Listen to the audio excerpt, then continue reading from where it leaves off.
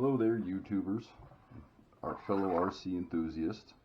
This video is going to cover a little bit about what I've been spending my time off in the winter doing.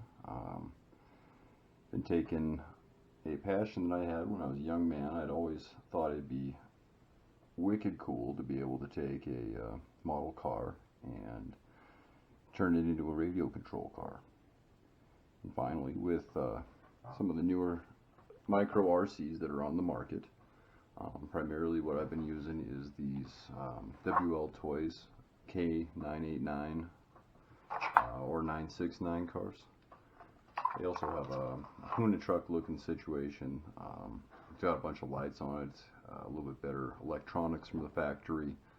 I'd say it's probably the best bang for the buck right now, just because the electronics that come with the 989 and 969, the original two, I don't think they have very good feel to them, and especially in regards to the steering delay. So I've put all of mine onto Radio Link. I try to find these R4 FGM micro receivers. They have a little gyro inside them, which helps a little bit with drifting. I guess it kind of depends.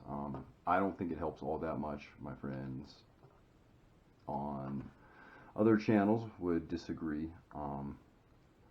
Maybe I just don't have a slick enough surface to be drifting on. I'm on a fairly smooth concrete floor, but nothing real slick like a tile or anything like that.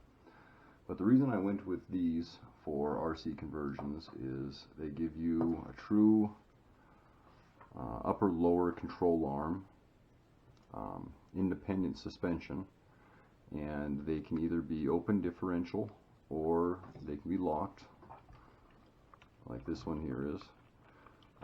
This one has a chassis that I made myself to be 115.5 millimeters rather than I think the stock is 96 or 97 millimeters.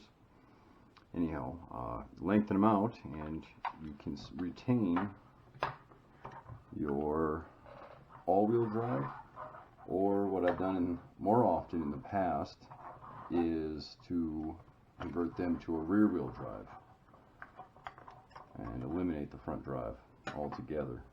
But on this one, I don't know if you can tell that there's a difference, but I built my own shaft, which just means I put a small flat spot on either end and cut it to the right length for my new chassis. And yeah, now it's 115.5 millimeters in between center to center of hub. And that allowed me to run quite a few different model car bodies, 125th Cougar or Thunderbirds, or this is the same wheelbase, but it's a rear wheel drive only. This is a 1/24th scale Monte Carlo. I think it's a 1986 Monte Carlo Super Sport, which I know were probably not the best cars from the factory in real life. For performance, they're a bit on the heavy side and a little bit underpowered, but that's the nice thing about radio control is it doesn't really matter how they performed in the real world. You can make them perform however you'd like. Now on this one, obviously it doesn't have the central drive shaft. That's where I have all my wiring tucked away here. But you just shorten, I don't know if you can see in there, but you just shorten the stock drive and remove all the bits in the front that cause it to drive,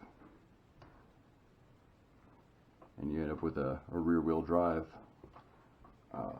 instead of an all-wheel drive.